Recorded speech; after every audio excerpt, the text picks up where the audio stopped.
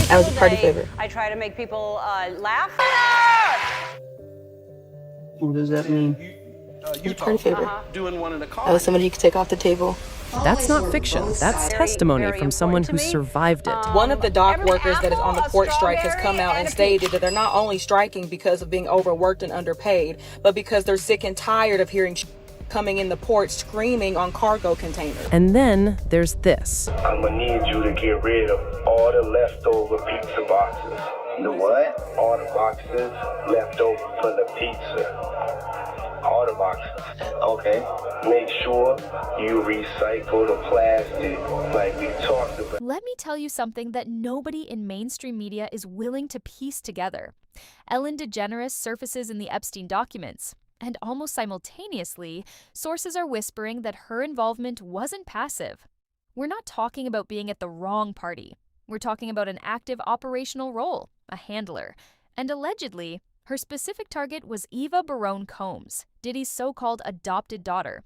If that holds even a fraction of truth, this stops being two separate Hollywood scandals running parallel to each other. This becomes one interconnected, deeply disturbing network, and Ellen may be the critical link holding it all together. Cast your mind back to January 2025. The Department of Justice finally released what the entire world had been demanding for years: the Epstein files. I mean, over 3 million pages. Emails, videos, access logs, witness interviews. The sheer volume was staggering. People everywhere genuinely believed this was the moment, the great unraveling. Real names, real connections, real accountability, the truth finally dragged into daylight. Yet, here we are, still connecting dots that powerful people clearly never wanted connected. Today we are producing more than 3 million pages, including more than 2,000 videos and 180,000 images. Here's the harsh reality, though. The bulk of those names were completely blacked out, redacted, hidden, untouchable. What the public actually received was an index listing over 300 prominent, high-profile individuals referenced throughout the documents. And right there, sitting plainly within that list, Ellen DeGeneres, her name in the Epstein files. Ellen DeGeneres is named in the Epstein documents, and that part is real. Her name appears in the broader index of over 300 high-profile. Now, on the surface, some will immediately pump the brakes, and honestly, that reaction is fair. Simply appearing in the files doesn't automatically translate to guilt. Countless individuals got referenced merely because someone else dropped their name, because they once boarded a connected flight or attended a mutual social event. The internet, entirely predictably, went completely off the rails, burying the real story beneath absolute nonsense. Cannibalism theories, vampire conspiracies, completely unhinged, baseless accusations with zero credible evidence supporting any of it. Zero evidence in the Epstein files connecting Ellen DeGeneres to cannibalism or any other wrongdoing. That claim is completely fabricated. But here's where the real story actually lives. The fact that those outrageous internet theories were completely fabricated doesn't automatically hand Ellen a clean slate. Not even close. Because while everyone was frantically chasing fictional rabbit holes, they completely overlooked the connection that genuinely matters. And it has nothing to do with private islands or secretive offshore gatherings. It's about what may have been unfolding openly, right in the heart of Hollywood, involving young people. Specifically, one young girl, tied to Sean Combs, Eva Barone Combs. Let's set the scene properly. It's 2020. Diddy jumps onto Instagram Live. Millions of viewers tuned in simultaneously. Then, completely without warning or build-up, he casually introduces a young white girl directly on camera, calls her his adopted daughter, says her name is Eva. No backstory, no formal announcement, no emotional context provided. He simply presents her to an audience of millions like it's the most ordinary, unremarkable moment imaginable. Just dropped her there. Live. Unannounced, unexplained. Done title stories. My name's Ava. I'm a Scorpio. No. What's your last name? Ava Combs. What's your other last name? Ava Barone. Eva Barone Combs? Yes, it's breaking news. Diddy adopted a white child. That entire interaction felt rehearsed, almost scripted. She opens by announcing her zodiac sign, like she's introducing herself on some awkward first date app. Then Diddy immediately jumps in, cuts her off, steers the conversation in a completely different direction. That's not organic parent-child energy. That's containment. That's someone managing a narrative in real time. Parents don't redirect their children like press secretaries. They just talk, naturally, freely. But this was calculated. And then Diddy made a comparison that genuinely stopped people mid-scroll, a name he dropped that carries enormous, controversial weight all on its own. I adopted you like Madonna adopted kids, and everybody else adopted kids. Charlize Theron, everybody that's ever adopted Sandra Bullock. I adopted you because I felt that you could, enjoy also having a black parent. Madonna, just that single name carries decades of baggage. Because if you followed Madonna's adoption history even loosely, you already know it's been mired in controversy for years. There are long-standing allegations surrounding children being separated from families under deeply questionable circumstances. Kids who, by most accounts, didn't require adoption, suddenly being claimed by a wealthy Western celebrity. So why on earth would Diddy voluntarily invoke that comparison? Why reach for that particular reference? But the story gets considerably stranger. People began digging, and what they uncovered was unsettling. Photos of Eva appearing alongside Diddy's family existed years before that live stream ever happened. She looked noticeably younger. She was already embedded in that world. So if 2020 was genuinely when the adoption occurred, why does photographic evidence place her there as far back as 2017? That timeline simply doesn't hold together. Oh, and then comes the most chilling part. Following that live stream, Eva completely vanished. No social media activity, no public sightings, no family photographs, scrubbed entirely. The only moment her name resurfaced, it was attached to a leaked jail call. Just like that, gone. Then suddenly, disturbingly relevant again. Do not entertain none of this nonsense and nothing over the phone. I'm gonna need you to get rid of all the leftover pizza boxes. The what? All the boxes left over from the pizza. All the boxes. Okay. Make sure you recycle the plastic like we talked about. To casual listeners, that call sounds completely harmless. Just a man behind bars making mundane small talk about cleaning up leftovers after a gathering. Nothing alarming, nothing suspicious. Move along. Except, stop. Think about the context. This call took place while federal investigators were actively closing in.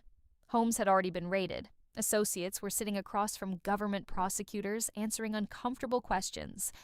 And you genuinely believe this man, this particular man, at this precise moment, is burning valuable jail minutes discussing actual food disposal? The streets decoded it instantly. Pizza boxes, plastic wrap, recycling instructions. None of that was about leftovers. That was the language of elimination. Hard drives, recorded footage, physical containers holding things that absolutely cannot be discovered when federal agents come through the door. Every word was deliberate. Every reference was layered. And then the rumor that genuinely changes everything surfaces. The word circulating is that Eva herself leaked that call. She was close enough to that inner circle to hear it, trusted enough, or perhaps controlled enough, to be present around it. And at some point, she may have made a choice to expose it. If that's accurate, then an entirely new and deeply troubling question emerges. Who was responsible for her? Who was actively managing her movements, her access, her silence before she completely disappeared from public existence? Who maintained connections to Diddy's world while simultaneously holding enormous credibility and visibility in Hollywood? Ellen DeGeneres. Now watch how this assembles. Ellen's name appears in the Epstein documents. That's not speculation, that's confirmed. Simultaneously, Diddy's entire empire is collapsing. And positioned at the center of that collapse is a young girl with no coherent origin story who then evaporates without explanation. What if Ellen's role extended far beyond a name appearing on an index page? What if she was functionally embedded within that network? In elite trafficking operations, handlers are essential. They manage victims. They maintain compliance. Might they ensure silence? They coordinate movement between locations and engineer access to the right individuals. And the most effective handlers, they're the ones nobody suspects. Faces the public adores, voices people trust unconditionally, people with unrestricted access to power. Ellen hosted one of television's most dominant platforms for nearly 2 decades. She sat across from presidents, moguls, A-list celebrities. She was welcomed into rooms most people never glimpse. That kind of access isn't incidental. In the wrong context, it's infrastructure. Most political leaders don't come out of a background of finance. Most political leaders come out of a background of being popular. So in some of the countries, in some of the African countries, for example, they might have been a military person. They were a general. Or in our country, they would have been an actor. The knowledge of money they don't have expertise, they have no degrees in finance. They really, and this is one of the major problems. So many world leaders who don't really have a financial underpinning make fundamental errors when it comes to money on a country or institutional level. Many of them were just good at what they did in terms of politics. Remember, world leaders are politicians. What made Jeffrey Epstein so dangerous wasn't just power, it was precision. He studied people, their flaws, their silence, and then he used it. But he wasn't alone in that game. The same calculated strategy echoed through connected circles. Where trust wasn't earned, it was engineered. Take Ellen DeGeneres. Her image? Warm, harmless, almost disarming. That kind of reputation isn't just valuable, it's protective. It creates a blind spot, the kind where no one thinks to question what's happening behind the scenes. Now, place someone like Ava, young, visible, already moving through Sean Diddy Combs' world. Suddenly, the pieces start aligning in an unsettling way. Because this wasn't separate. Patterns suggest intersections, and when these networks overlap, it stops looking like coincidence and starts feeling coordinated. But again, see, he's in cahoots with Epstein. And then... Was he in cahoots with Epstein, or was it just a similar type of an operation? No, they were friends. Really? Yeah, because Epstein had on Miami as well, that really private, rich estate in Miami. So they were all in cahoots. It wasn't random. It followed a pattern. The same elite gatherings, the same hidden properties, the same remote locations where oversight disappeared, environments cut off from scrutiny, young individuals with unclear histories, and powerful figures moving freely without limits. This didn't stop with Sean Diddy Combs. Usher has spoken about living under his roof at a young age, recalling moments that left him uneasy, so much so that he refused to let his own children experience anything similar. And then, there's the claim of spending a full year inside that same inner circle. That's the crazy thing. Now, that was L.A. Reid's idea, right? We're sending you over to something called Puffy Flavor Camp. There you go. To learn Flavor Camp? Yeah, Flavor that's Camp. what it was called. And you're going to go to Puff Daddy's. He's going in the 90s. Do you understand what that's like? Puffy's place was like just filled with like nonstop, right? No, not really. I mean, but hey, it was curious. I got a chance to see some things. Yeah, but you were 13. What were you seeing? I went there to see the lifestyle. Right. And I saw it. And it was but I don't know if I could indulge and understand what I was even looking at. It was pretty wild. Dad, now, would you ever send your kid to Puffy Camp? Hell no. If someone like Usher, who actually gained from that connection, draws a hard line for his own kids, that raises a serious question. What was really going on behind closed doors? Then another name enters the picture, Justin Bieber. There's that widely discussed clip where he mentions having responsibility for a teenage boy for a short period. When pressed about details, he brushed it off, saying it wasn't something he could explain publicly. Moments like that only deepen the mystery surrounding these circles. Right now, he's having 48 hours with Diddy, him and his boy. They're having the times of their lives, like you know, where we hanging out and what we doing. We can't really disclose, but it's definitely a 15-year-old's dream. You know, I have been given custody of him. You know, he signed to Usher. I'm signed to Usher. I had legal guardianship of Usher when you know he did his first album. I did Usher's first album. I don't have legal guardianship of him, but for the next 48 hours, he's with me. So yeah, and we gonna go full crazy. What kind of guidance needs silence to survive? And what kind of opportunity can't even be described out loud? Those questions don't just linger. They point somewhere uncomfortable. Now shift the focus back to Ava. She appears suddenly under unclear conditions and then disappears just as quickly.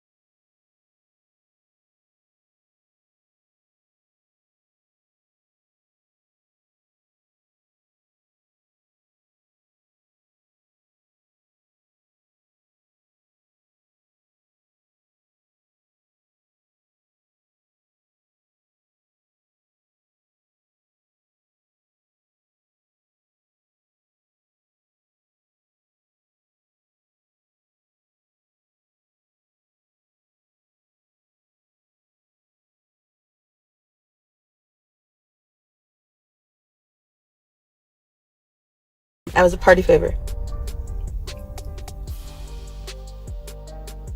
What does that mean?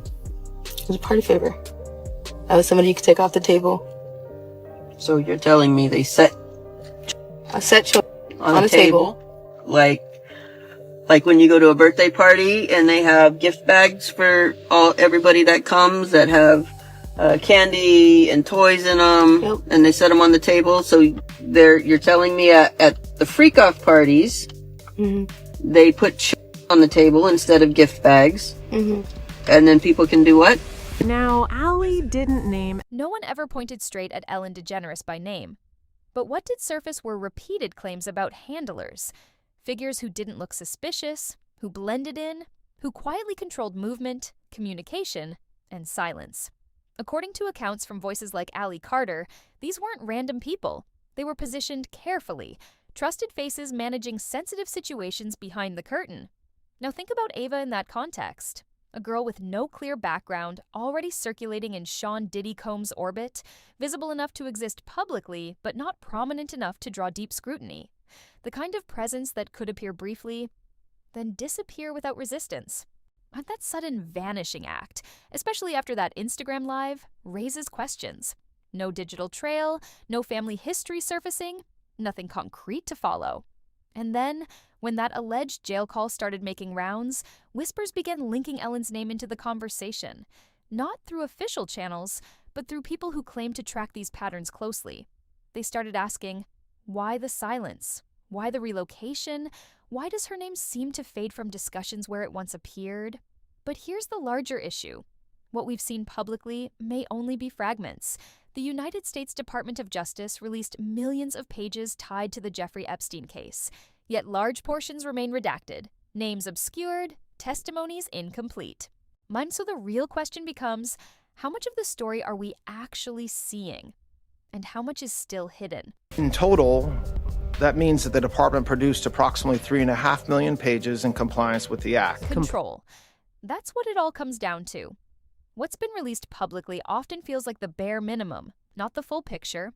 The individuals who do get named usually have layers of protection, legal teams, PR strategies, and influence strong enough to shape how the story is told. But someone like Ava, no protection, no platform. If she was behind that leaked call, she's exposed with no safety net. And if someone like Ellen DeGeneres had oversight of her at any point, then the implications become even more unsettling.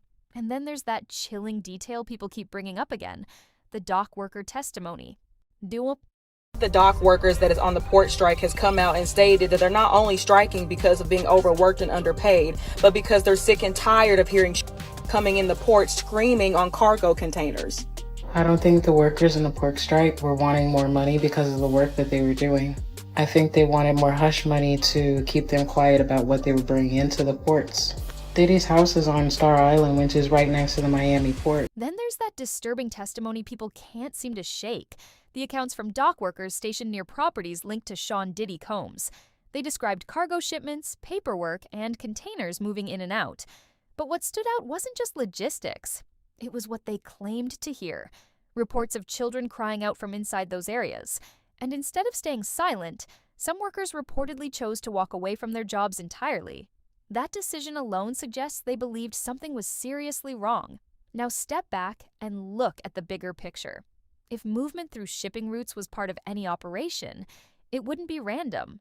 It would require coordination, access, and people who understood how to move unnoticed. That raises a critical question. Who else had that level of access? This is where connections start getting more complicated. The name Jeffrey Epstein is already tied to a network that relied on private travel, secluded locations, and controlled environments. Planes, estates, islands, systems built around privacy and exclusivity. Now compare that with allegations tied to Diddy's circle. Different methods, but a similar emphasis on isolation and control. If those two worlds ever intersected, it wouldn't happen by accident. It would require someone capable of navigating both spaces. And that's where speculation around Ellen DeGeneres begins to surface in certain discussions. Someone with influence, trust, and access across multiple high-level circles. Within that framework, Ava's situation becomes even more puzzling. A sudden introduction into public view, followed by a complete disappearance. no clear records, no traceable background, then a leaked call filled with unclear coded language. It's the kind of sequence that leaves gaps people try to fill. But it's important to draw a clear line here. There is no verified legal evidence, no confirmed filing, and no official record that directly identifies Ellen DeGeneres as connected to Ava in that role. That distinction matters. Still, people point to a series of moments they believe are too aligned to ignore. Ellen's name appearing in discussions around Epstein-related material. Her move to England with Portia de Rossi around the time renewed attention hit those files. Ava's unclear background story. The sudden disappearance, testimonies describing structured handler systems from individuals like Ali Carter. Individually, each point can be questioned. Together, and when some argue they form a pattern worth examining. And that leads to a deeper concern. If a system like that exists, it wouldn't revolve around just one individual. It would involve multiple layers, people managing access, controlling narratives, maintaining silence. That's how influence scales. Ellen, for her part, has remained largely quiet on these kinds of circulating claims. No direct engagement, no detailed clarification.